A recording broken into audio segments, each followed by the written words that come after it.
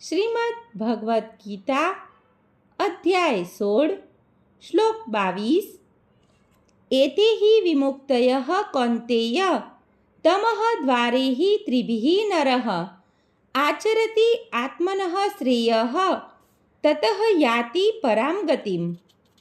અનુવાદ: હે કુંતી પુત્ર, જે મનુષ્ય આ નરકના 3 દ્વારોથી બચી ગયેલો હોય છે તે આત્મ સાક્ષાત્કાર માટે કલ્યાણકારી કાર્ય કરે છે અને પછી ક્રમશઃ પરમ ગતિને પામે છે.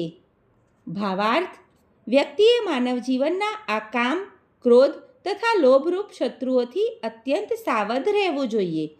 જે મનુષ્ય આ 3 શ્રેણીથી જેટલો મુક્ત થશે તેટલું જ તેનું જીવન શુદ્ધ થશે. ત્યારે તે વૈદિક શાસ્ત્રવિહિત વિધિ વિધાનોનું પાલન કરી શકે છે. માનવ જીવનના નિયામક સિદ્ધાંતોનું આચરણ કરવાથી મનુષ્ય પોતાને આધ્યાત્મિક સાક્ષાત્કારની ભૂમિકા તરફ અગ્રેસર કરે છે.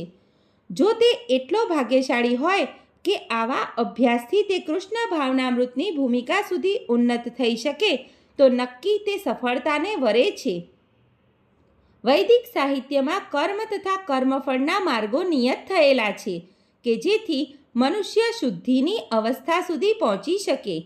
એ બધી પદ્ધતિઓ કામ, ક્રોધ તથા લોભના ત્યાગ પર આધારિત છે. આ વિધિનું જ્ઞાન પામીને મનુષ્ય આત્મ સાક્ષાત્કારની ઉચ્ચ ભૂમિકા સુધી ઉન્નત થઈ શકે છે અને આ આત્મ સાક્ષાત્કારની પૂર્ણતા ભક્તિમાં થાય છે. એવી ભક્તિમાં બદ્ધ જીવની મુક્તિ વિશે ખાતરી હોય છે. તેથી વૈદિક પદ્ધતિ પ્રમાણે 4 આશ્રમો તથા 4 વર્ણોનું વિધાન કરવામાં આવ્યું છે. વિભિન્ન વર્ણો માટે વિભિન્ન વિધિ વિધાનોની વ્યવસ્થા છે.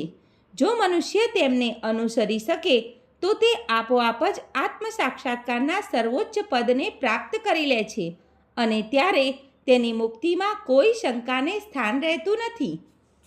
સર્વે મિત્રોને દીપ્તિ જોશીના જય શ્રી કૃષ્ણ.